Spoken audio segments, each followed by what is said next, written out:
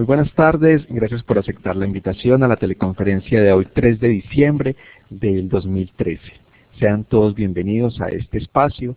Hoy, a este espacio que es gracias a la Gobernación de Antioquia y al Programa de Gerencia de Seguridad Alimentaria y Nutricional, MANA.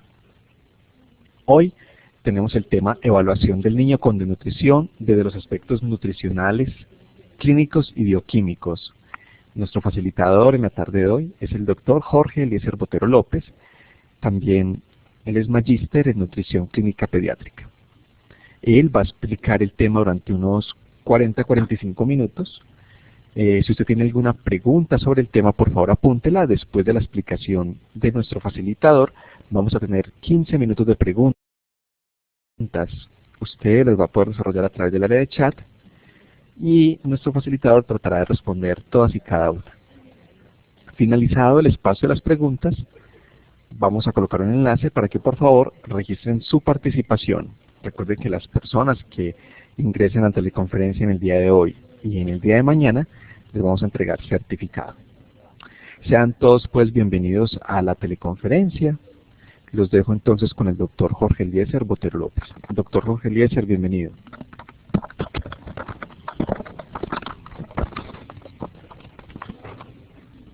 Gracias, muy buenas tardes para todos. Quiero agradecer la participación de todos los que están conectados en este momento y darle la bienvenida a esta charla sobre evaluación del estado nutricional del niño menor de 5 años. Esta capacitación hace parte de un convenio que el Grupo NACER de la Universidad de Antioquia viene desarrollando con la Gobernación de Antioquia y la Gerencia de Seguridad Alimentaria y Nutricional MANA, dentro de un plan de capacitación en el diagnóstico y atención integral del niño con desnutrición aguda. El tema a los que le invitamos a participar el día de hoy es sobre la evaluación del estado nutricional del niño menor de 5 años, desde los aspectos clínicos, nutricionales, bioquímicos y antropométricos, con mayor énfasis en los últimos, pero vamos a tratar de hacer mención sobre los diferentes indicadores para la evaluación del estado nutricional. Quiero comenzar esta charla entonces haciendo mención precisamente a esto, a los diferentes indicadores con los que contamos para hacer evaluación de estado nutricional. Al niño lo podemos evaluar desde el punto de vista nutricional a partir de algunos aspectos clínicos que presenta el niño. Vamos a hacer alguna mención detallada sobre los aspectos clínicos con los cuales podemos hacer diagnóstico de estado nutricional y también un poco más detallado también sobre los indicadores antropométricos y una ligera mención sobre la utilidad que puede llegar en determinado momento a tener los indicadores bioquímicos, la importancia de lo que son los indicadores alimentarios y los aspectos socioeconómicos también del niño que nos van a ayudar también a hacer un diagnóstico integral del estado nutricional. En este aspecto quiero llamar la atención en la utilización de los indicadores. Cuando hacemos evaluación y clasificación del estado nutricional, regularmente en la consulta lo hacemos principalmente a partir de los indicadores antropométricos. Ustedes si han trabajado con la estrategia IEPI, ven por ejemplo que en la parte de clasificación del estado nutricional, uno de los principales aspectos que tenemos en cuenta para clasificar el estado nutricional es a partir de los indicadores antropométricos, y fíjense que cuando hablamos de solamente uno de los indicadores, por lo general hablamos de clasificación, ¿cierto? No de diagnóstico.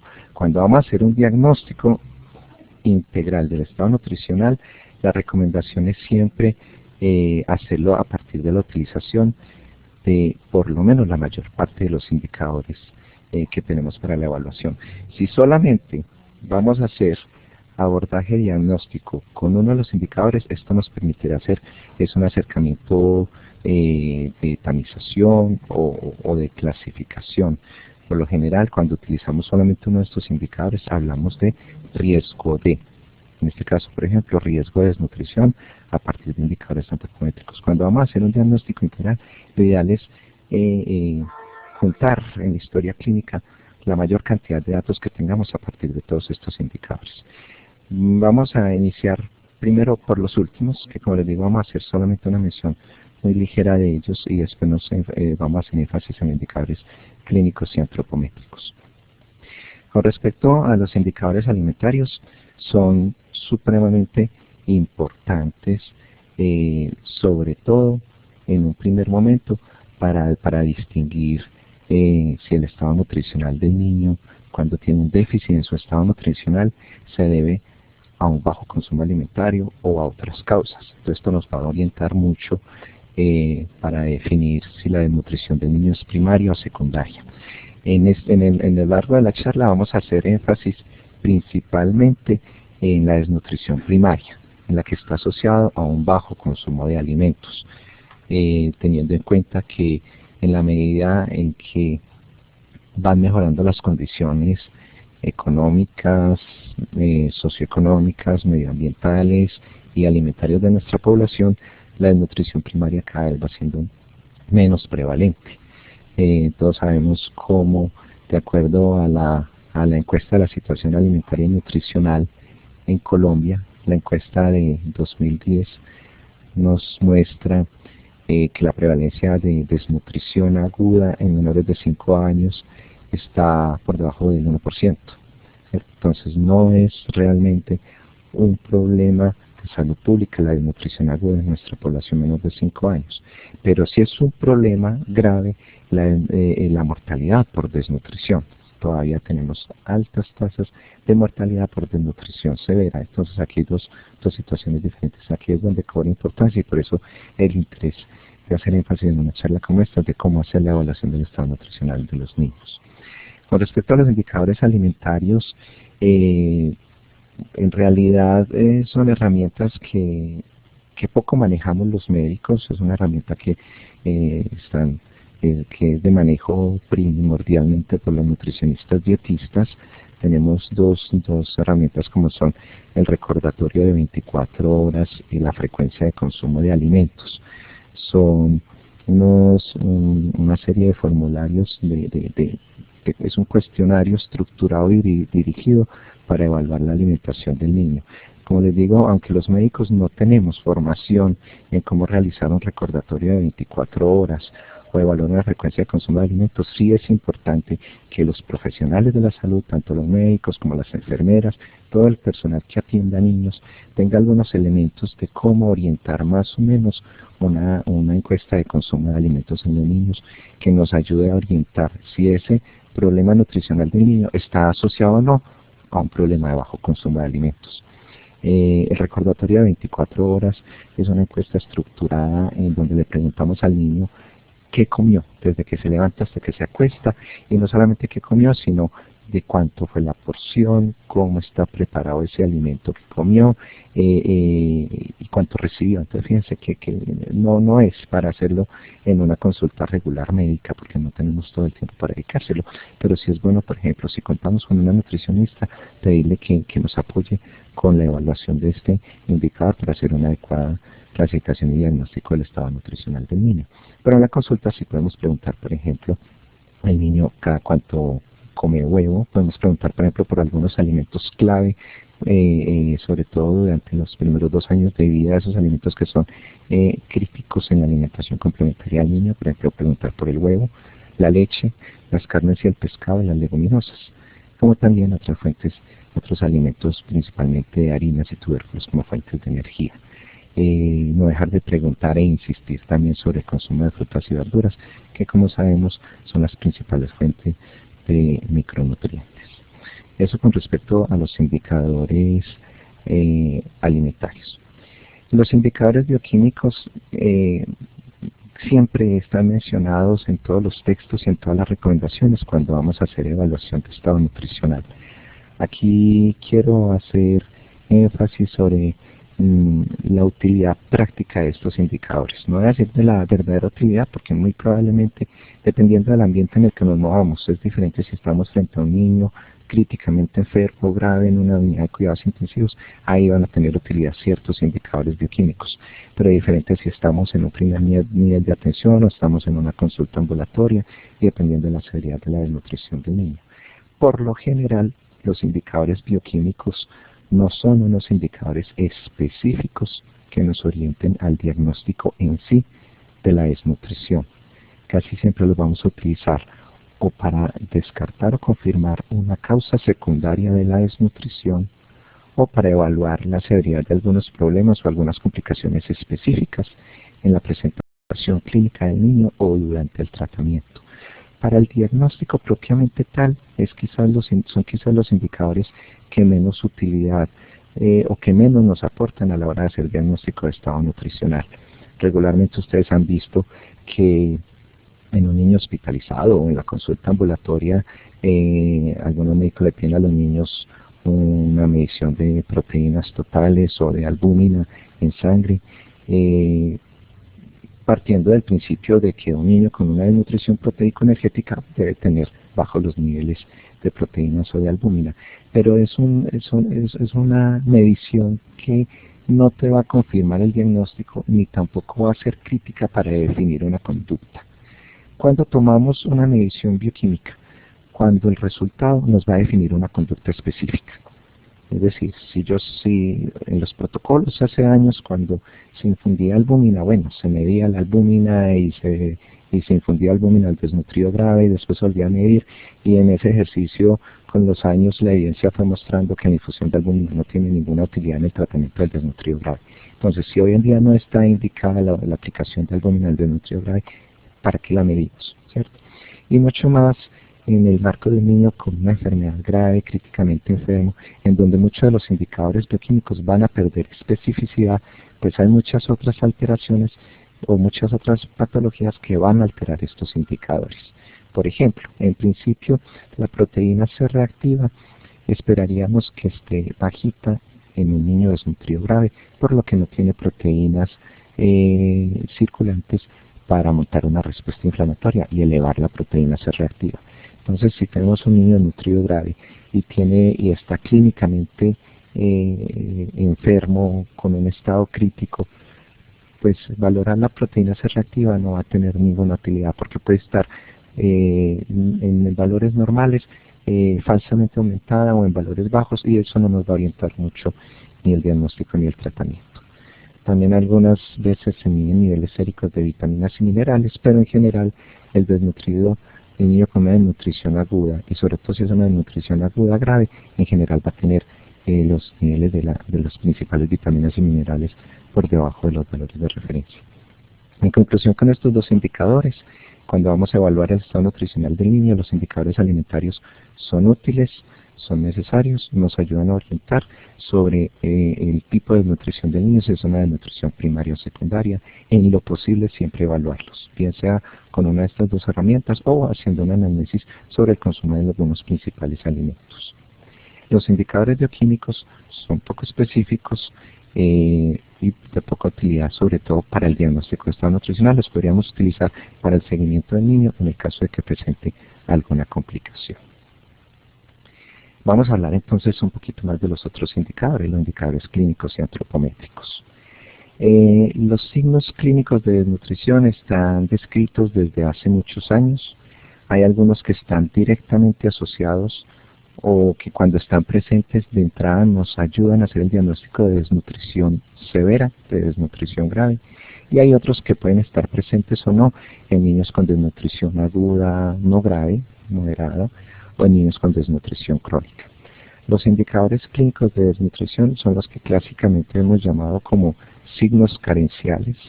Por lo general, la mayoría de ellos están asociados a deficiencias de múltiples micronutrientes. Algunos otros están asociados a la deficiencia de proteínas, como por ejemplo hasta cierto punto la presencia de los edemas o la emaciación severa por deficiencia de energías y proteínas. Cuando están presentes ayudan para el diagnóstico, ayudan a corroborar un diagnóstico de desnutrición severa, pero cuando están ausentes no necesariamente descarta el diagnóstico. Es decir, tienen buena sensibilidad, pero poca especificidad. Es decir, si están presentes, nos ayudan a confirmar el diagnóstico. Si están ausentes, no necesariamente lo descartan. ¿A qué se debe esto? Depende mucho del tiempo que lleva el niño instaurando su desnutrición. Hay niños que pueden instaurar una desnutrición fácilmente en 15 días. Un niño que viene previamente sano, clínicamente normal, con una buena alimentación, un buen estado de salud, le da una diarrea de alto gasto, se afecta su consumo alimentario, hay cambios en su alimentación, esa diarrea se hace persistente y en 15-20 días ese niño puede perder tanto peso que le tumbe la relación del peso para la talla e instaurar una desnutrición aguda severa. Probablemente ese niño que instaura una desnutrición en tan poco tiempo probablemente no manifieste signos clínicos de desnutrición más que el déficit severo de peso. Mientras que un niño que tiene una historia mucho de más larga data de estar sufriendo el problema nutricional, que lleva mucho más tiempo con un consumo deficiente, poquito, que ahí se va medio sosteniendo, en el momento en que lo detectamos, inclusive puede tener no solamente deficiencia de peso, sino también deficiencia de talla. Entonces es un niño que ya va instaurando también, además de la desnutrición aguda, una desnutrición crónica. Esos niños que de base tienen desnutrición crónica, por lo general son los que encontramos, en los que encontramos con mayor frecuencia los signos clínicos de desnutrición o los signos carenciales. Entre estos signos podemos ver, por ejemplo, los cambios en la calidad del cabello, ¿cierto? Un niño desnutrido puede tener un cabello escaso, quebradizo, opaco, el famoso signo de la bandera, que es un cabello despercudido, ¿cierto? En otros niños, la presencia de los edemas, algunos describen esto como el signo de la cara de luna, que es un signo clínico de desnutrición severa edematosa, tipo Kwashiorkor, son algunos de los signos clínicos. En esta niñita vemos algunas lesiones en piel, las vemos un poco mejor en esta segunda fotografía, lesiones hipopigmentadas, manchas tipo café con leche, lesiones descamativas, aquí se ve muy bien la manchita café con leche, entonces son lesiones hipo e hiperpigmentadas, que son las que conocemos como dermatosis de Kwashiorkor. Son lesiones que, como en esta otra fotografía, pueden tener infección sobreagregada, entonces tener cambios inflamatorios con eritema, dolor y calor local. Muchas veces estas lesiones se infectan. Esta es la que conocemos como la dermatosis de Kwashiorkor, que está asociada a deficiencia de múltiples micronutrientes y está frecuentemente presente en la desnutrición edematosa. Otro signo de desnutrición es la palidez palmar intensa, como vemos en esta tercera fotografía. Estrictamente es un signo de anemia grave y en la mayoría de nuestros niños la anemia, la principal causa de anemia es una anemia por déficit de hierro y está frecuentemente presente en los niños desnutridos graves. Este es un ejemplo de las manchas de Bitot. Está clásicamente descrito en los niños que tienen deficiencias graves de vitamina A. No es muy frecuente que lo veamos en nuestros niños, pero sí es frecuente que en los niños desnutridos encontremos otros problemas conjuntivales, irritación conjuntival, fotofobia y algunas lesioncitas conjuntivales. Pero las manchas de Bitot son las que clásicamente están descritas como lesiones esclerales. Los edemas, como ya les había mencionado, la presencia de edemas de entrada es criterio de desnutrición grave, es una de las dos formas de desnutrición aguda grave, como son la emaciación visible para el niño con marasmo y los edemas en el niño con Kwashiorkor. Quiero hacer énfasis en estas dos últimas fotografías. Ven que son las fotografías de dos niños, ambos tienen edemas. Esta fotografía del centro es un niño que además de los edemas tiene dermatosis de Kwashiorkor, tiene lesiones hipo e hiperpigmentadas y descamativas en las extremidades. En este niño probablemente no sea difícil hacer un diagnóstico de desnutrición severa, solo por indicadores clínicos. ¿cierto? Solamente la presencia de un signo clínico nos lleva de una a que es un niño con una desnutrición aguda grave. Hasta aquí no hemos hablado ni de cuánto pesa ni de cuánto tacha. En este niño, la última fotografía, a usted les puede llegar al servicio de urgencias con una historia. La mamá le puede contar a usted que el niño venía bien, con un peso adecuado, con una alimentación ahí más o menos bien, y le empezó una diarreita hace 3 días y hoy amaneció hinchado. Muchas veces este niño, cuando usted lo evalúa, que no tiene signos carenciales, son niños que los hospitalizamos con un diagnóstico de síndrome hematoso en estudio, descartar glomerulonefritis, y lo metemos en todo un cuento de una serie de pruebas diagnósticas. Quiero llamar la atención en la presencia de los edemas en el niño menor de 5 años. En principio, todo niño menor de 5 años con edemas es un desnutrido grave hasta que se demuestre lo contrario, ¿sí? Independiente de que tenga lesiones carenciales o no, que tenga dermatosis o no, todo niño con edema, si es menor de 5 años, es un desnutrido hasta que se demuestre lo contrario. Con respecto al diagnóstico diferencial de los edemas,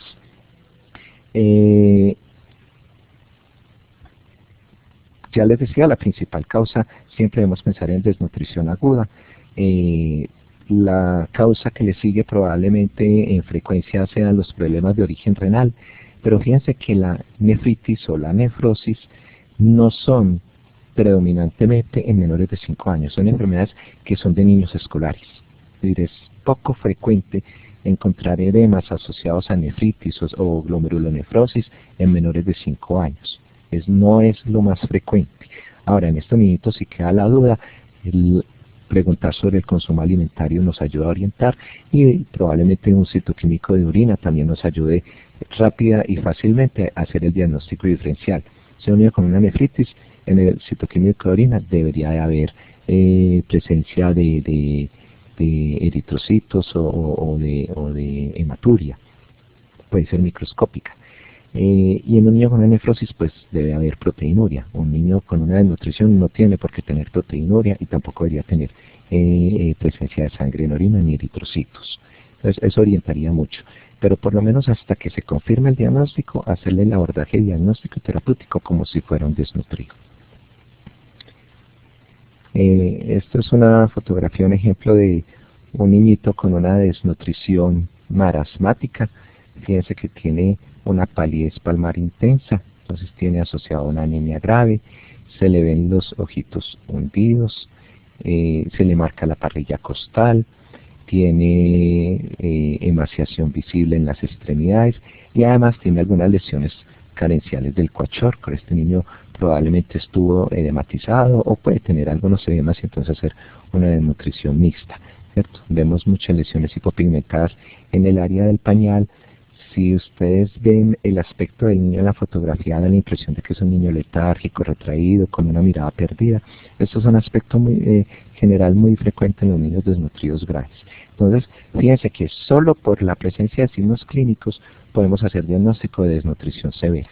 La presencia de emaciación visible, de signos caquéticos visibles en el niño de entrada, este niño sin necesidad de pesar y detallar en el servicio de urgencias lo podríamos clasificar como un desnutrido grave y hacerle el tratamiento de entrada. A un niño que le llega a ustedes en estas condiciones, estrictamente no tendrían que correr a pesarlo y tallarlo para clasificarlo de acuerdo al indicador antropométrico. Solo con la presencia del signo clínico es obligatorio hacer por lo menos el manejo de estabilización en urgencias, y después de tenerlo estabilizado ya habrá tiempo de pesarlo y de tallarlo sin ningún problema. Aquí tenemos un caso de una niñita con una desnutrición severa tipo Kwashiorkor. Entonces, de la misma manera, es un niño que tiene edemas. Vemos que tiene edemas en pies que ascienden hasta los muslos. También tiene edemita en el dorso de la mano. Tiene carita de luna. Si me creen, tiene edemita palpebral. Es una niña que está irritable. Tiene lesiones, estas son las lesiones café con leche, lesiones hipo e hiperpigmentadas, descamativas, tiene lesiones ya ulceradas. Esto es una manifestación clínica de una desnutrición severa tipo Kwashiorkor. En el niño con edemas, el indicador del peso para la talla pierde validez. Ya aquí este niño puede tener un peso para la talla normal. El solo hecho de que tenga edemas se hace el diagnóstico de desnutrición severa. Y este otro niño es un niño con una desnutrición severa mixta, tipo marasmo Kwashiorkor. Tiene signos de emaciación, como la parrillita costal marcada, tiene edemas en extremidades, la dermatosis de Kwashiorkor, edemita facial, y miremos también el aspecto del niño, un niño letárgico, oído, con una miradita perdida. Entonces es el estado de la presentación del niño con una desnutrición grave. Bueno, clásicamente se han descrito los signos carenciales. Esto está tomado de una publicación de 1997, en donde tratan de asociar la presencia de algunos signos clínicos con algunas carencias específicas. Entonces, ¿cuáles signos clínicos puede producir la sola deficiencia de calorías, de proteínas, los cambios producidos por la deficiencia de vitamina A, de niacina y de otros micronutrientes? Fíjense que muchos de estos signos se repiten en muchas deficiencias específicas. Estas descripciones se han hecho clásicamente en situaciones de deficiencias específicas de algunos nutrientes, y de ahí es que se han podido describir. Pero lo que ocurre realmente en el desnutrido, en el niño que tiene una desnutrición proteico-energética, es que esas deficiencias son combinadas. Entonces, por lo general, los niños presentan un popurrí de todos estos signos clínicos, en donde no podríamos decir, y tampoco tendría sentido decir este signo a cuál deficiencia está asociado. En general es lo que llamamos deficiencias multivitaminas o policarenciales, también lo encuentran descrito en algunos textos. Bueno, hasta aquí vamos con una descripción de los signos, de los indicadores clínicos, bioquímicos y alimentarios. Vamos a entrar entonces un poco más en detalle aquí en adelante en el resto de la charla con los indicadores antropométricos. Primero, hacer mención de lo que son las mediciones antropométricas, es decir, qué podemos medir en un niño para construir los indicadores. En un niño regularmente, además de la edad, cuando vayamos a evaluar la edad, la recomendación es siempre pedir la fecha de nacimiento para poder calcular la edad exacta, idealmente la edad en años y meses. El peso que siempre lo debemos tomar acostado en menores de 2 años y de pies en el mayor de 2 años. La talla que puede ser medida en términos de longitud cuando la tomamos acostado en el menor de 2 años, y estatura cuando la tomamos de pies en el mayor de 2 años, ¿cierto? Están las condiciones para tomar una buena talla, ¿cierto? Un equipo adecuado con una reglita en escuadra, ¿cierto? Con la posición del niño en una posición recta, ¿cierto?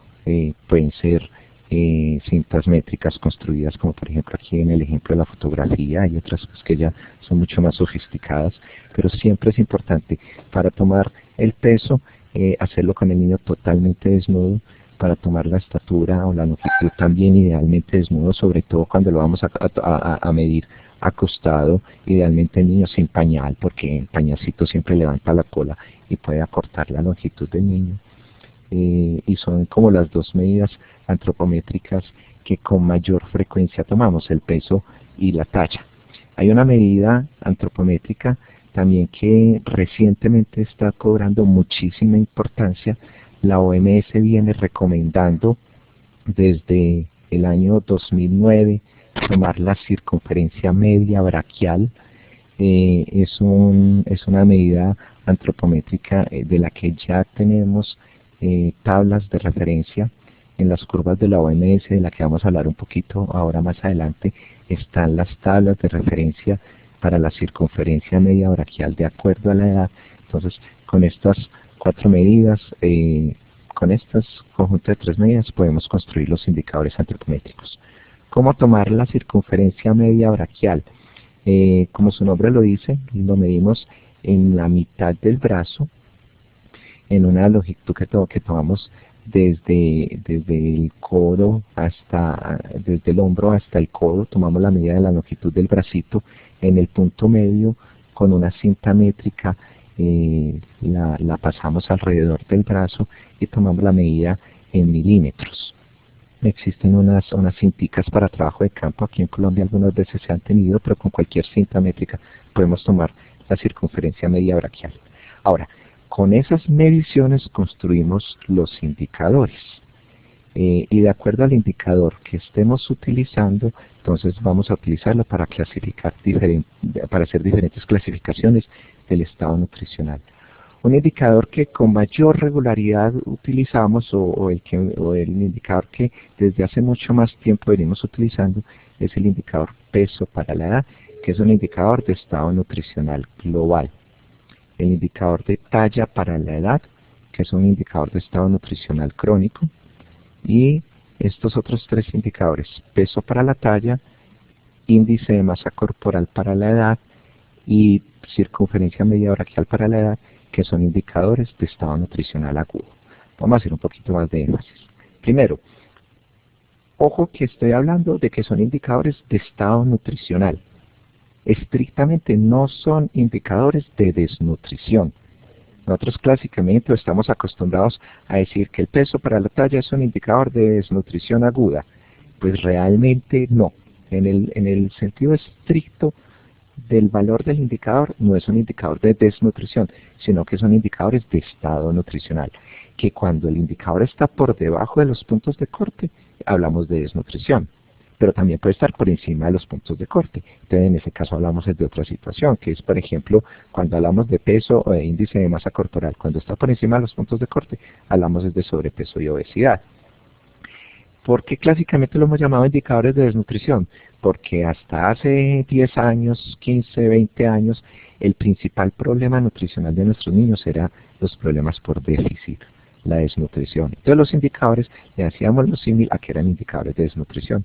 Pero fíjense que estamos pasando en una época bien interesante y bien compleja, que es una época de transición epidemiológica, en donde ya la desnutrición, como les decía hace un momento, realmente no es un problema de alta prevalencia, pero al contrario estamos teniendo un incremento en la prevalencia de otros problemas nutricionales por exceso, sobre todo por exceso de peso.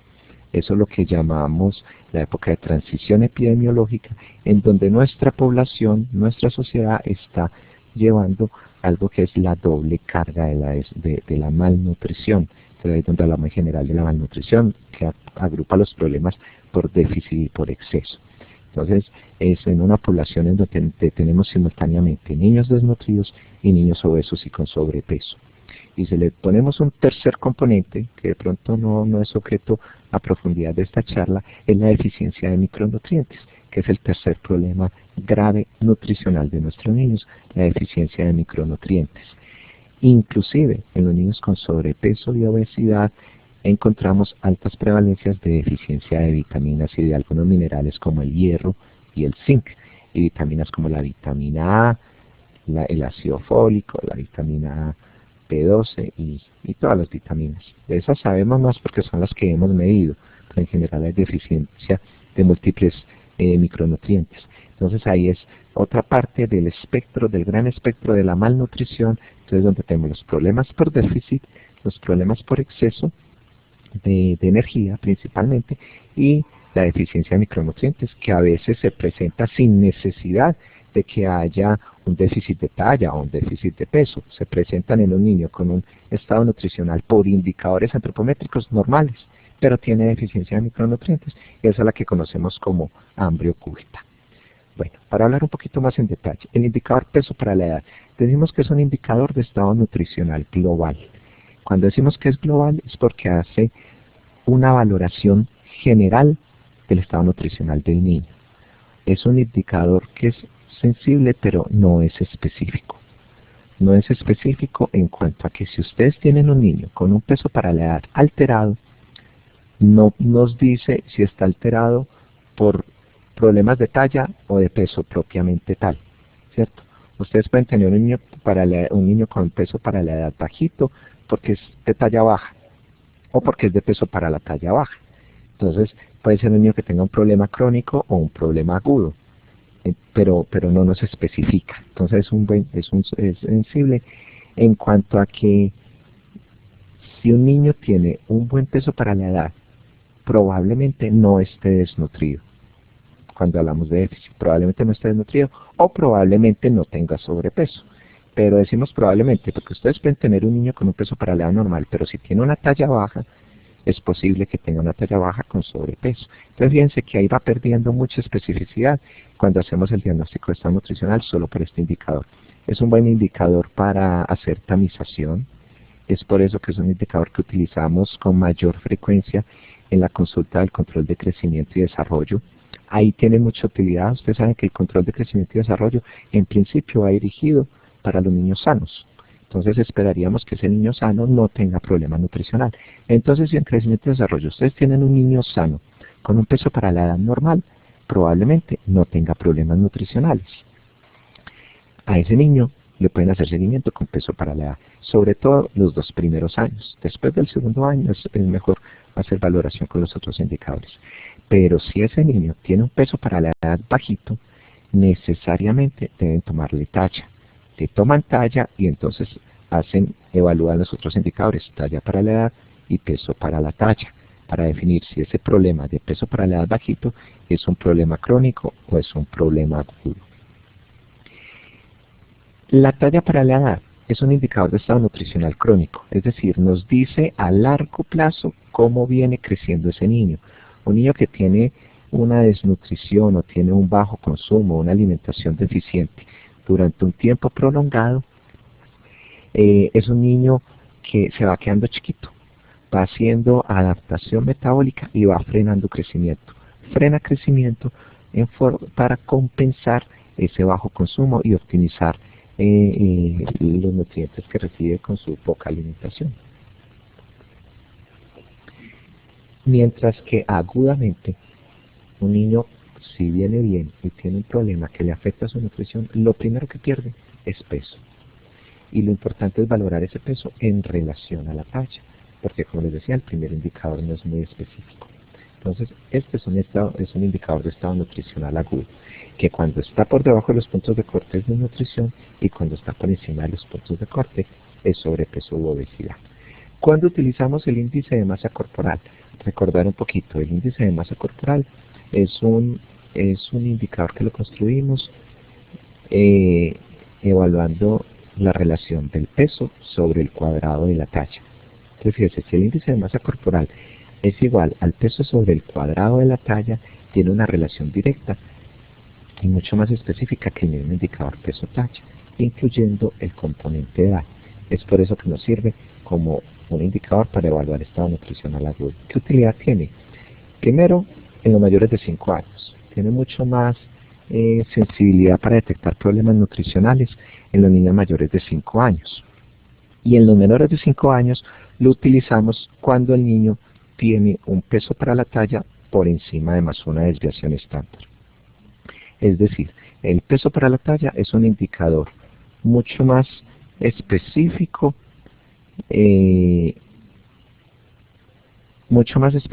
para los problemas por déficit. Si un niño tiene un peso para la talla por debajo menos una desviación estándar, le hacemos diagnóstico y seguimiento con el indicador peso para la talla. Pero si un niño tiene peso para la talla por encima de más una desviación estándar, entonces la recomendación es calcularle el índice de masa corporal y hacerle seguimiento con IMC para la edad. Es un mejor indicador para seguimiento de los problemas de sobrepeso y obesidad. Entonces, en conclusión, para la desnutrición aguda, peso-talla; para el sobrepeso y obesidad, índice de masa corporal para la edad.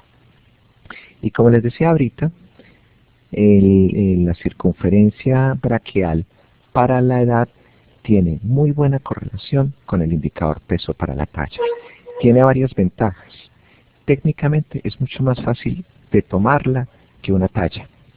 En trabajos de campo, en brigadas de salud, cuando haya mucho niño para valorar y sobre todo en poblaciones de riesgo de desnutrición, relativamente es muy fácil tomar un perímetro braquial. Fíjense que aquí no estamos tomando ni el peso ni la talla. Y nosotros nos podemos ir para una brigada de salud simplemente con una cintica métrica. Y con esa cinta métrica, cuando vamos a hacer detección de desnutrición aguda. No, ojo que estoy hablando de detección de desnutrición aguda. Es decir, es un buen indicador para tamización, para hacer tamizaje. A este niñito Le medimos el perímetro braquial el perímetro medio braquial para la edad, y si está por debajo del punto de corte, es un indicador que tiene buena correlación con desnutrición aguda. Como les digo, es un indicador que está recomendando la OMS desde el 2009. Ahorita en las nuevas guías para el diagnóstico de la desnutrición está incorporado este indicador y tiene muy buena correlación con un indicador peso-talla. Entonces, esto con respecto a los indicadores. Ahora, ¿cómo vamos a hacer diagnóstico de desnutrición? Entonces, ya les decía al principio, lo ideal es hacer un diagnóstico de estado nutricional integral, utilizando todos los indicadores. En principio, el que siempre tenemos a la mano o el que nunca podemos dejar de tomar son los indicadores antropométricos. Pero junto con los indicadores antropométricos, entonces les recuerdo valorar el consumo a partir de una encuesta alimentaria, evaluar si hay presencia de signos clínicos, evaluar las condiciones socioeconómicas. Por lo menos con esos 4 datos podemos hacer un diagnóstico integral de estado nutricional. Y ya, de acuerdo a la necesidad o al criterio médico, ya valorar si le tomamos paraclínicos o no, pero en principio no sería necesario.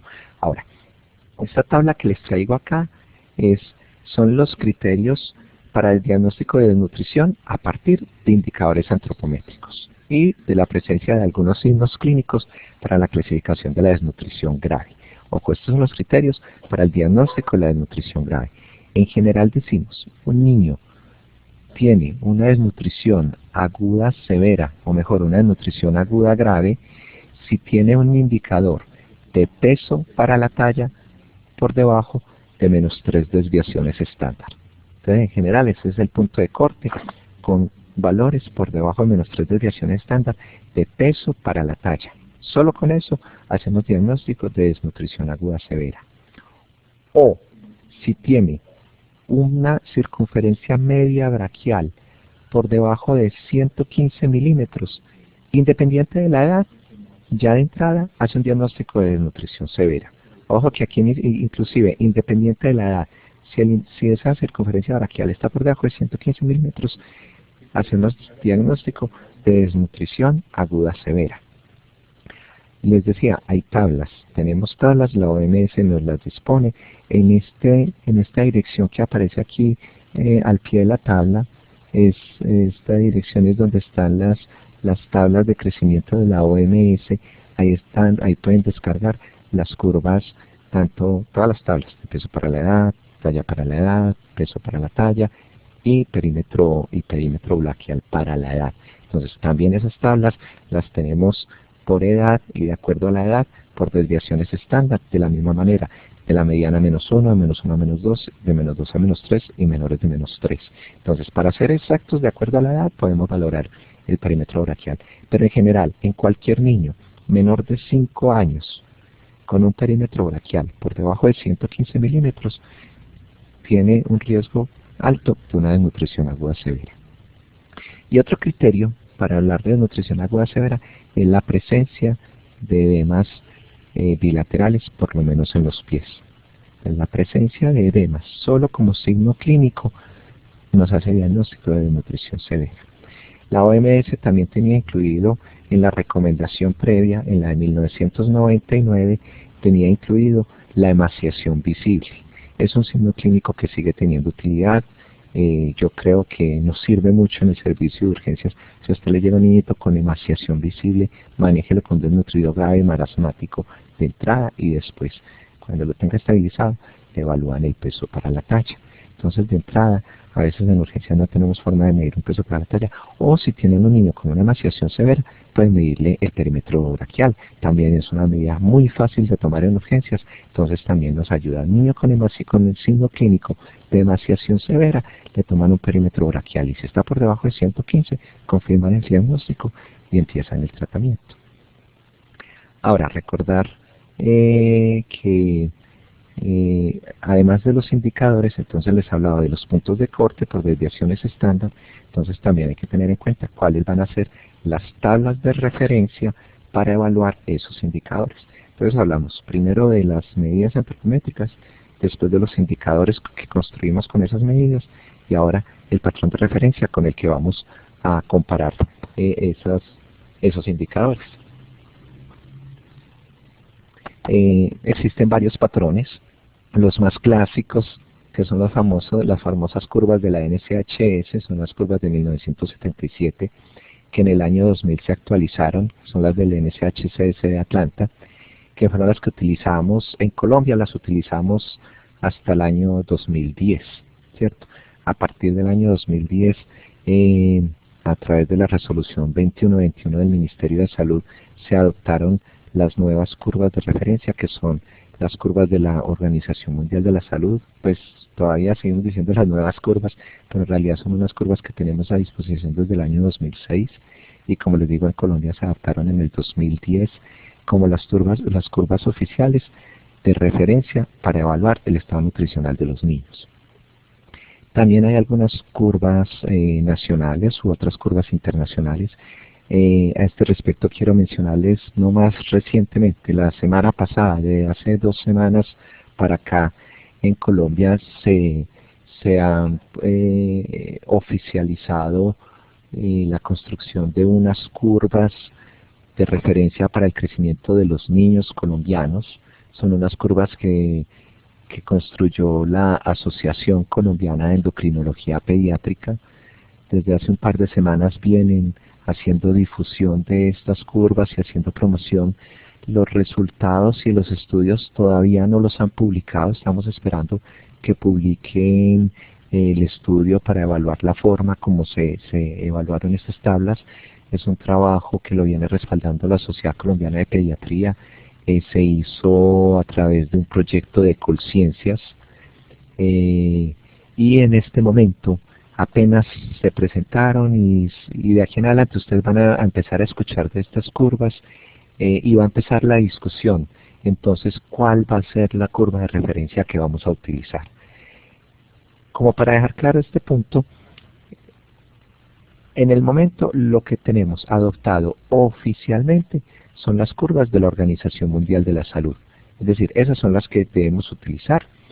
Quienes conocen la estrategia IEPI saben que IEPI las tiene adaptadas como las tablas oficiales. En IEPI 2012 volvemos a mencionar estas curvas y son las que estamos utilizando como patrones de referencia. Apenas vamos a empezar una discusión a nivel nacional sobre estas curvas publicadas por la Asociación Colombiana de Endocrinología Pediátrica, y no sabemos, pues en adelante es probable que en Colombia diga, bueno, vamos a tomar las curvas nacionales o vamos a seguir con las internacionales de la Organización Mundial de la Salud. ¿Qué ventaja tienen las de la Organización Mundial de la Salud? No les voy a hablar de las nacionales porque no las conozco. Como les digo, apenas hace una semana empezaron a hacer el lanzamiento y a hablar de estas curvas, pero todavía no se han publicado los trabajos a partir del cual salieron estas recomendaciones. Entonces falta todavía hacer esa discusión. O sea que hasta este momento vamos a seguir hablando desde los patrones de referencia, los de la Organización Mundial de la Salud. ¿Qué ventaja tienen estas curvas? Que son unas curvas construidas con un muestreo internacional. Se tomó una muestra de varios países, incluido Estados Unidos, inclusive hay una población latinoamericana de Pelotas, Brasil, hay una población africana de Ghana, del África subsahariana, en donde sabemos que en Ghana hay mucha desnutrición y hay una población de referencia a esta población. Hay una población de Oslo, son 6 poblaciones a nivel mundial que participaron en el muestreo. Una característica interesante e importante de esta muestra es que los niños evaluados en este estudio, todos recibieron lactancia natural exclusiva durante los primeros 6 meses de vida y complementada hasta los 2 años. En ese sentido, la Organización Mundial quiso tomar esto como modelo normativo para la alimentación ideal estándar del niño menor de 2 años. Y con base en esa alimentación fue que se hizo la evaluación del seguimiento de los niños. Además de que los niños tenían lactancia natural, eran niños en donde durante la gestación las madres hicieron control prenatal, son niños que estuvieron en control de crecimiento y desarrollo, adecuadamente vacunados, con una alimentación complementaria bien adecuada y recomendada. en unas condiciones higiénico-sanitarias óptimas, con una adecuada preparación de los alimentos, con todas las condiciones medioambientales. La madre no podía fumar ni consumir alcohol. Entonces, todas esas condiciones alrededor del niño que se buscaron garantizar para un crecimiento óptimo y adecuado. Entonces, en ese sentido, es que las curvas de la Organización Mundial de la Salud tienen un carácter prescriptivo. Es decir, aquí cambia mucho el sentido de unas curvas de referencia. Antes, cuando teníamos las curvas de la NSHS, de CDC, ¿qué le decíamos a las mamás? Vea, es que el niño tiene que crecer por el percentil 50. ¿Cierto? Entonces nos preocupábamos, le decíamos a la mamá, no, es que el niño está bajito y tiene que crecer por el percentil 50. Ya el enfoque prescriptivo de las nuevas patrones de referencia no es que el niño tenga que crecer por el percentil 50, o tenga que crecer por la mediana, o tenga que crecer por encima de menos una desviación estándar. No, lo que procuramos en el control del crecimiento del niño es decirle a la mamá, es que el niño tiene que crecer con lactancia materna hasta los 2 años, que sea exclusiva hasta los 6 meses, que el niño esté vacunado, que el niño asista a control de crecimiento y desarrollo, que ese embarazo haya sido controlado, que la mamá no fuma, que no consuma licor, que tenga unas condiciones higiénico-sanitarias adecuadas. Eso es lo que tenemos que prescribir. Ese es el enfoque prescriptivo. Si garantizamos esas condiciones, que son las ideales, obviamente, no es fácil hacerlo siempre, pero procurar esas condiciones, entonces, ¿cuál va a ser el resultado? Que el niño va a crecer por la mediana. Entonces ya es el resultado, no es el fin, sino la consecuencia. Eso es lo más bonito y lo que a mí me gusta rescatar del enfoque prescriptivo de los patrones de la OMS. Además, estas curvas nos dan referencias sobre velocidad de crecimiento, es un dato bien interesante. También en el link que les mostré ahora pueden encontrar curvas de velocidad de crecimiento, es decir, nos dice en un periodo de tiempo, en periodos de 2, 3 o 4 meses de seguimiento, cuánto debe crecer el niño normalmente. Y son unas curvas muy adecuadas, sobre todo para el seguimiento del niño desnutrido. Cuando ustedes detectan un niño que tiene un peso para la talla por debajo de menos 2 desviaciones estándar y le van a hacer seguimiento ambulatorio, por ejemplo, y van a evaluar cada mes cómo está el peso para la talla, y para evaluar entonces cómo está esa velocidad de crecimiento, disponemos de estas curvas de velocidad de crecimiento que nos dicen, vea, un niño de los 18 a los 20 meses debe ganar tanto de peso. Entonces, con esas tablitas las cobramos. Y existen las tablas hasta los 24 meses y con periodos de valoración entre 1, 2, 3 y hasta 4 meses. Tenemos mejores datos para evaluar obesidad. Como les digo, ya tenemos curvas además de índice de masa corporal para la edad, que es el indicador para sobrepeso y obesidad. Entonces, también nos ayuda a hacer el diagnóstico de este problema nutricional. Bueno, estas son las características de los patrones de referencia. Aquí hay una muestra de las poblaciones en donde se tomaron alguna parte de las muestras. Este estudio multicéntrico es bien interesante porque a partir del comportamiento de las curvas de crecimiento de cada una de las poblaciones por separado, cuando evaluaron solo la curva de crecimiento de los niños de Estados Unidos, aparte de las de los niños de Brasil, aparte de los niños europeos, de los africanos, de los asiáticos, se pudo ver que la tendencia de las curvas por separado de cada población es la misma. Es decir, los niños, independiente de la región geográfica, de la etnia, los niños tienen la misma tendencia de crecimiento. No hay diferencias estadísticamente significativas entre las curvas que muestran de crecimiento de los niños norteamericanos, los niños europeos con los africanos o los latinoamericanos. En este sentido, la Organización Mundial de la Salud se atreve a decir que el crecimiento, por lo menos hasta los 5 años, no está determinado primordialmente por la genética. Es decir, la genética sí es un factor importante para el crecimiento, pero no es el que determina el crecimiento final del niño. No es un determinante específico para el crecimiento final del niño. Es decir, si es por genética toda la población está programada para crecer bajo las mismas condiciones, ni más grandes ni más pequeños. Lo que en últimas termina definiendo la estatura final de la población son los factores alimentarios y medioambientales. Aquí está demostrado que si garantizamos todo ese enfoque prescriptivo, todas esas condiciones alimentarias y medioambientales en las que debería crecer un niño para un óptimo crecimiento, todos los niños crecen igual y alcanzan una talla final igual, independiente de la población y la etnia. Aquí hago diferencia cuando la genética es el determinante del crecimiento, pero cuando hablamos de problemas de crecimiento asociado a problemas genéticos, eso es otra cosa. Es decir, una talla baja genética es posible, pero no es lo común que encontramos en la población. Es decir, en una población sana, la genética de esa población está determinada para que la población crezca hasta unos 70 metros de estatura. Entonces, si a nivel poblacional esa población es más pequeña, entonces lo que hace que se quede pequeña son las condiciones alimentarias y medioambientales. Aquí viene mucho la discusión, por ejemplo, con las poblaciones indígenas, que dicen que es que los indígenas es una genética especial y por eso los indígenas no son más pequeños. No, eso no es la genética de los indígenas. Lo que hace que la población indígena sea más pequeña son sus condiciones socioeconómicas y alimentarias y medioambientales. Ahora, cuando la genética es la que determina el crecimiento o la baja estatura, entonces ya estamos hablando de problemas de crecimiento, problemas de talla baja, que no son nutricionales y que hay que estudiar. Y en esos niños entonces ya habría que hacerle el enfoque diagnóstico de talla baja.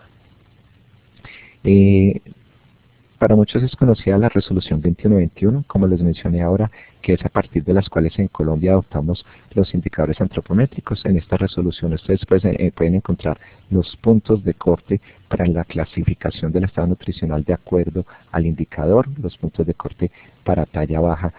Hablamos en talla que lo normal es lo que se mueve entre -1 y una zona de desviación estándar. Si está entre -1 y -2 desviación estándar, hablamos de un riesgo de talla baja. Y si está por debajo de -2 desviación estándar, hablamos de talla baja. Ojo que aquí estamos haciendo clasificación de estado nutricional, no estamos haciendo diagnóstico de estado nutricional, que son dos cosas diferentes. Entonces no es que todo niño con una talla baja por debajo de -2 desviación estándar, de entrada lo rotulamos como desnutrido crónico. No, si solamente estamos mirando el indicador, entonces ¿qué podemos decir? Es un niño que tiene una talla baja para la edad. ¿Qué tenemos que hacer con ese niño? Buscarle otras cosas. ¿Cómo está la alimentación? Si la alimentación no es óptima, si tiene signos clínicos carenciales, entonces ese niño ya decimos, sí, esa talla baja es causada por una desnutrición crónica. Pero si es un niño que tiene una talla por debajo de -2 desviaciones estándar, pero tiene una alimentación adecuada, no tiene signos carenciales, no tiene problemas en el desarrollo, por lo demás es sano, entonces ese niño decimos tiene una talla baja secundaria y hay que estudiarla. Entonces se sale del capítulo de los problemas nutricionales, no es una talla baja nutricional. Entonces aquí también es importante cuando hablamos de la clasificación del indicador, que es diferente de hacer un diagnóstico de desnutrición a hacer una clasificación de solo el indicador. De la misma manera están los puntos de corte para los otros indicadores y los criterios de equivalencia entre percentiles y desviaciones estándar. Las curvas de crecimiento, se las muestro. Y en el IEPI de 2012 vemos como la clasificación del estado nutricional se retoman los mismos criterios para los puntos de corte de los indicadores. Entonces hablamos de desnutrición severa, nuevamente, como les decía hace un rato, si el niño tiene emaciación visible o si tiene edemas en pies o si tiene un peso para la talla por debajo de -3 desviaciones estándar. Aquí hay una consideración especial con el peso para la edad en el menor de 2 años. Si tenemos un menor de 2 años con un peso para la edad por debajo de -3 desviaciones estándar, también lo clasificamos como desnutrición severa, pero en ese niño la recomendación es tomarle talla o medirle perímetro braquial. Clasificamos como desnutrición los niños que tienen los indicadores entre -2 y -3. Ojo que ahí hablas de desnutrición, no es un diagnóstico, es una clasificación. Entonces es un niño, aquí ya no hablamos de desnutrición leve, moderada o severa, sino simplemente de desnutrición severa o desnutrición. El niño con riesgo es ese niño que se mueve entre -1 y -2 desviaciones estándar. Ese es un niño, cuando hablamos de riesgo de desnutrición, es que puede tener desnutrición como puede ser normal. Aquí nos caben muchos niños, por ejemplo, con un peso para la talla entre -1 y -2, pero que son niños delgados. El delgado constitucional nos cabe ahí. Entonces ahí ¿cómo lo diferenciamos? cómo está la alimentación, cómo está la talla, si tiene signos carenciales, cómo está el desarrollo, y eso nos ayuda a diferenciar mucho a estos niños. Y los niños con adecuado crecimiento, los que se mueven entre -1 y -2, entre -1 y +1 desviación estándar. Para concluir, hago énfasis entonces de la importancia de lo que es hacer un diagnóstico nutricional integral, que incluya siempre, por lo menos en lo posible, los indicadores antropométricos, información alimentaria. Los antecedentes familiares nos ayudan mucho a orientar si ese problema nutricional es secundario o no, ¿cierto? Por ejemplo, un enfoque, un niño con talla baja, ahí cobra importancia la talla parental, ¿cierto? Si es un niño con una talla baja nutricional, la talla parental pierde validez. Si el problema es nutricional, la talla familiar no nos dice nada, la talla parental. Pero si es un niño con una talla baja, que no es nutricional, que es secundaria, un indicador importante es cómo está la talla de la relación con la talla de los padres. La velocidad de crecimiento es crítica también para el abordaje diagnóstico del niño con talla baja, y la presencia de otras patologías para descartar problemas secundarios. Bueno, esto es lo que les traía para hoy. Vamos a dar un espacio de 15 minutos para resolver inquietudes. Las preguntas las pueden expresar en el chat, y aquí vamos a ir dando lectura de ellas y tratar de responderlas en lo posible.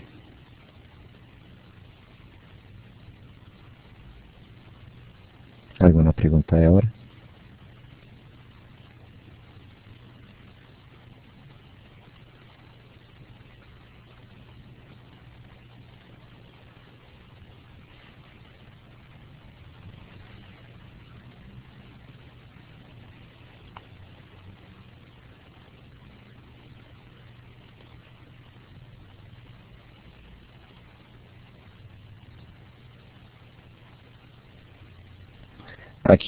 Aquí encuentro una observación que nos hace Aurita Ramírez, del Centro de Recuperación Aurita Ramírez de Argelia.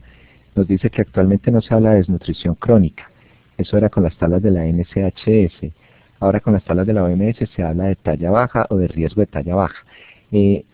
Vamos a hacer énfasis en eso, era precisamente lo que les decía al final. Es cierto, es que depende, ojo, no es que no hablemos de desnutrición crónica, sino que tenemos que ser muy cuidadosos cuando vamos a hacer diagnóstico de estado nutricional. Si solamente vamos a hacer clasificación por indicador antropométrico, antes hablábamos de nutrición crónica, porque un niño con talla baja, la principal causa de talla baja en los niños, hace 20 años, hace 15 años, hace 10 años, la principal causa de talla baja en los niños era la desnutrición crónica. Entonces casi siempre tenía un niño con talla baja y de entrada lo rotulábamos desnutrido. Entonces, no es porque haya cambiado la referencia, sea NHS, NSHS u OMS, es lo mismo, solamente que el criterio cambia. Y eso es lo que les quiero insistir. El diagnóstico de estado nutricional no lo podemos hacer únicamente con indicador antropométrico. Tenemos que juntar más elementos clínicos, alimentarios, socioeconómicos para hacer el diagnóstico de desnutrición. Es decir, no todo niño con talla baja va a ser un desnutrido crónico. Ahora, cuando hacemos una clasificación de talla baja para la edad, tenemos la obligación de definir cuál puede ser la causa de esa talla baja. Y en nuestra población, sobre todo en las poblaciones vulnerables, en nuestros municipios, si es un niño con problemas socioeconómicos, pues la principal causa de esa talla baja sí va a ser la desnutrición crónica. Pero ahí es donde vamos a tener los otros elementos, como está el consumo, si tiene signos carenciales, si tiene enfermedades a repetición, todo eso nos ayuda a configurar el diagnóstico. Entonces tampoco es que nos quedemos de que ya no diagnosticamos desnutrición crónica, no. Es que ya de entrada no diagnosticamos desnutrición crónica. Todo niño con talla baja tiene derecho a que le descartemos otras causas de la talla baja.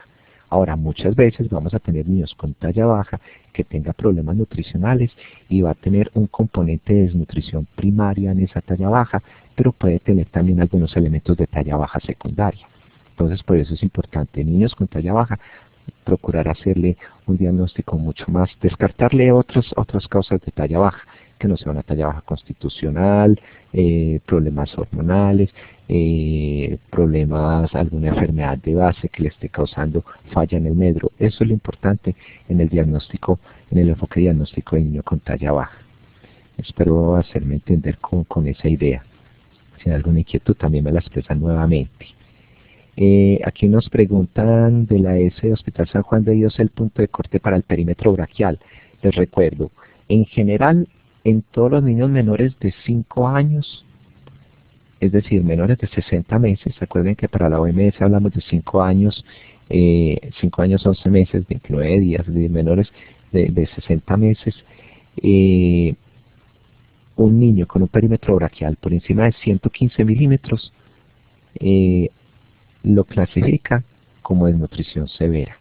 Pero también tenemos las tablas de perímetro braquial para la edad, unas tablas mucho más específicas en donde tenemos los puntos de corte por debajo de -3 desviación estándar. Entonces, si miramos esas tablas, también lo clasificaríamos similar. Por debajo de -3 desviaciones estándar, una desnutrición severa por perímetro braquial. O entre -2 y -3, una desnutrición, y entre -1 y -2, riesgo de desnutrición aguda. Recuerden que eso es un indicador de desnutrición aguda. Y en general, por debajo de 115 milímetros para cualquier niño menor de 60 meses.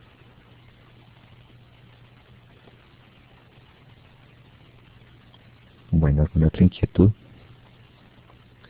Quiero recordarles que esta teleconferencia va a quedar grabada y disponible en la página para quienes la quieran volver a ver, si la van a recomendar a algunos colegas, para quienes no pudieron asistir.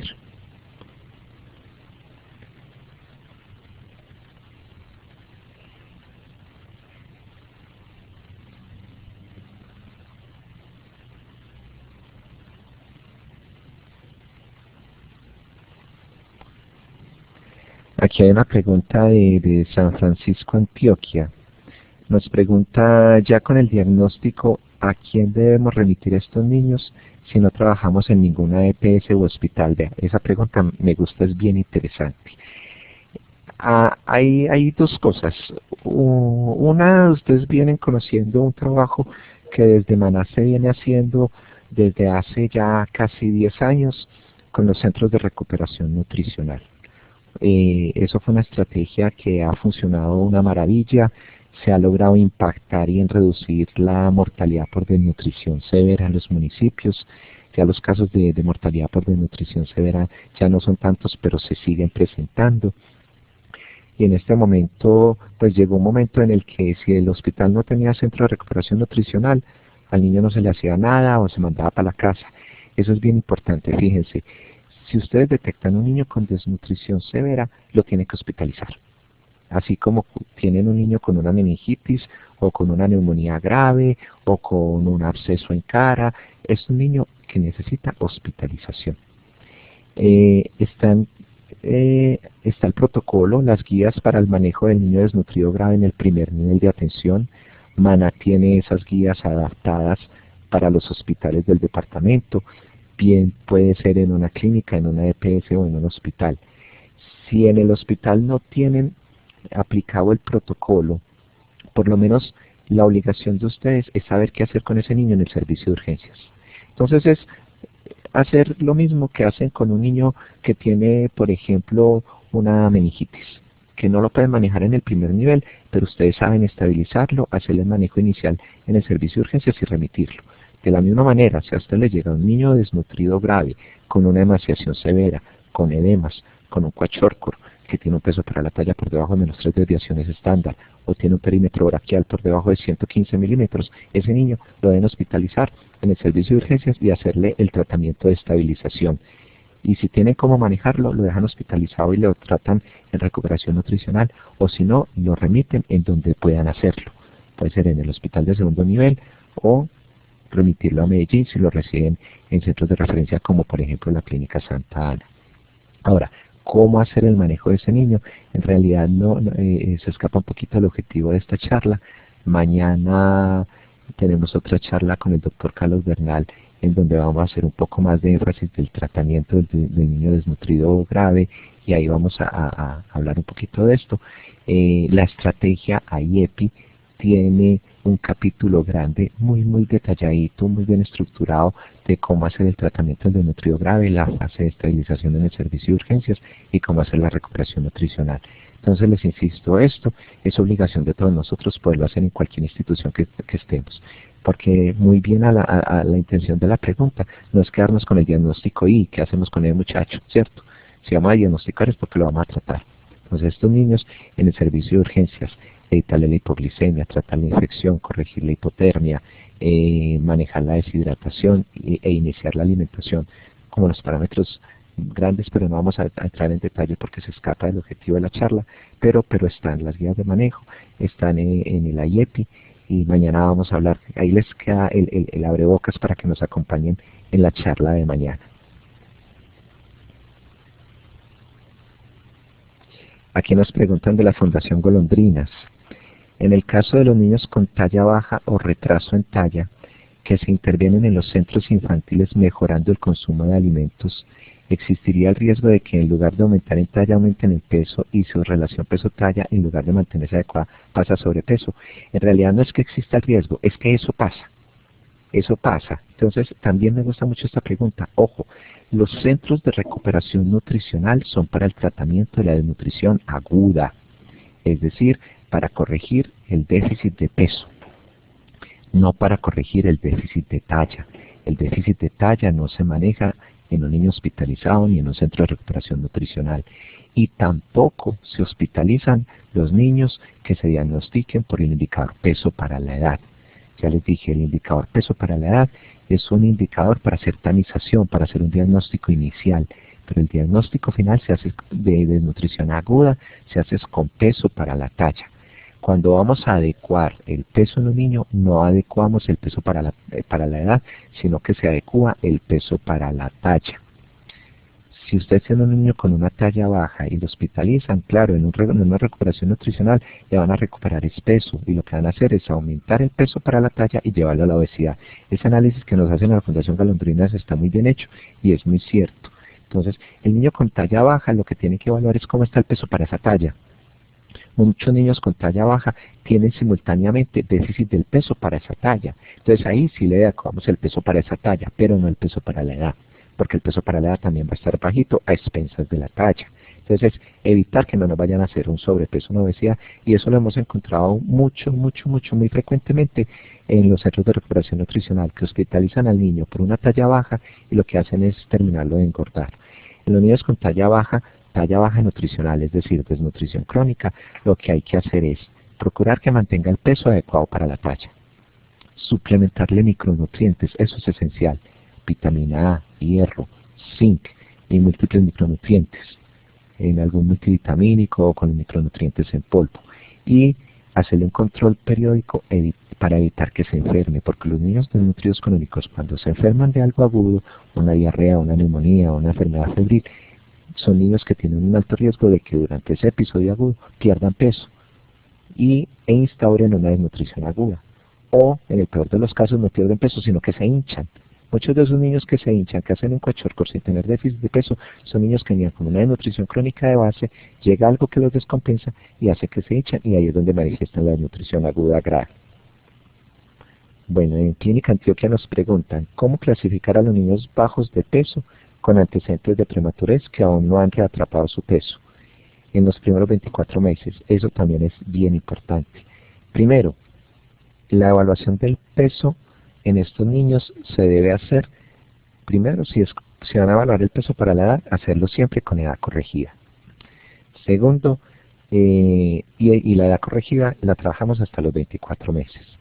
El peso para la talla, cuando es un prematuro, con un bajo peso al nacer, o cuando nació inclusive con un peso adecuado para la edad gestacional, la idea es precisamente hacer ese tratamiento de reatrapamiento. Entonces el tratamiento no es, se hace diferente, y el manejo se hace como el manejo del prematuro. Ese niño debe estar idealmente en un programa canguro, debe estar idealmente con una alimentación complementada el primer año con una fórmula para prematuros, y hacerle una velocidad de, a estos niños el seguimiento lo hacemos con la curva de velocidad de ganancia de peso. Lo que hay que procurar es que tengan una adecuada ganancia de peso para alcanzar el reatrapamiento. Entonces estos niños hay que tener mucho cuidado para el diagnóstico. Ahora, ¿qué es lo que ocurre? Que muchos de estos niños que nacen con bajo peso durante la vida postnatal, además hacen una desnutrición primaria, porque nace con bajo peso, debería tener una alimentación especial con una fórmula para prematuros, pero la alimentación no es la adecuada y entonces además a los 8, 9 meses, 12, 14 meses instauran una desnutrición aguda. Si ese es el escenario, el tratamiento es con el mismo manejo como cualquier desnutrido grave, pero teniendo la consideración de que es prematuro. Por aquí nos preguntan si el perímetro braquial ya está establecido como indicador de estado nutricional. Como les cuento, el perímetro braquial, la Organización Mundial de la Salud viene hablando de este indicador desde el año 2009. En 2009 publicó una guía para el diagnóstico de la desnutrición grave a partir de las nuevas curvas de la OMS y ahorita recientemente esta semana publicaron las nuevas guías para el diagnóstico de la desnutrición grave y ahí le cobra mucha importancia el indicador de perímetro braquial. Aquí en Colombia apenas estamos empezando a hablar de este indicador. Sigamos trabajando con peso para la talla, no hay ningún problema, pero empecemos a hacer el ejercicio de medir el perímetro braquial y de mirar la correlación con el peso para la talla. Entonces, es un buen elemento para urgencias. Tiene la utilidad clínica de que en urgencias es muy fácil de medir, sobre todo en un niño en estado crítico que no haya posibilidad de tallar. Entonces midan el perímetro braquial y les ayuda mucho para hacer enfoque, por ejemplo, enfoque diagnóstico inicial. Y más adelante, cuando tengan el niño ya estabilizado, le pueden tomar una talla y valorar por el indicador, sobre todo para el seguimiento. Es que el perímetro braquial es un buen indicador para el diagnóstico inicial. No tenemos curvas de seguimiento para ver cómo debe incrementarse el perímetro braquial con el tratamiento de recuperación nutricional, pero el seguimiento lo podemos hacer con el peso para la talla.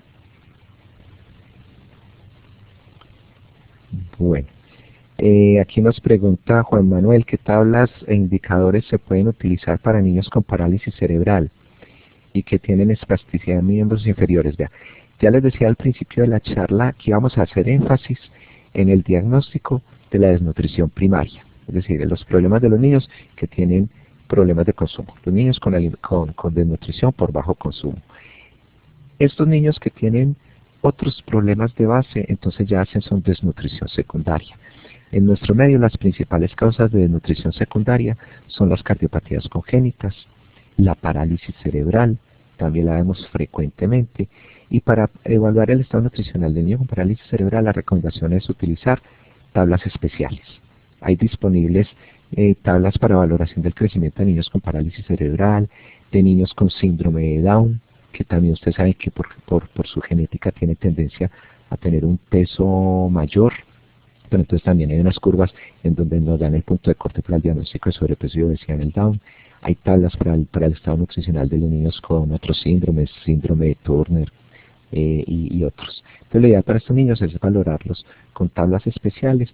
Depende mucho del grado de parálisis cerebral. Hay niños con parálisis cerebral leve y hay otros severos con gran espasticidad, y en ellos es un poco más difícil. Ya el manejo de estos niños y el diagnóstico debería ser también acompañado por especialista, por lo menos sí deberían de tener valoración por pediatra. Bueno, hasta aquí llevamos la charla de hoy. Espero que haya sido de su agrado y de su entera comprensión. Muchas gracias por la participación tan activa y los invitamos a que nos acompañen en la videoconferencia de mañana, también a las 6 de la tarde. Buenas noches. Les recuerdo, por favor, acabamos de ponerles en el chat un enlace para que entren por ese enlace y registren su asistencia. Les recuerdo que por la participación de la conferencia de hoy y de mañana, Maná y el Grupo Nacer les va a entregar certificación. Entonces, les agradecemos que registren su asistencia en el enlace que les acabamos de poner. Buenas noches.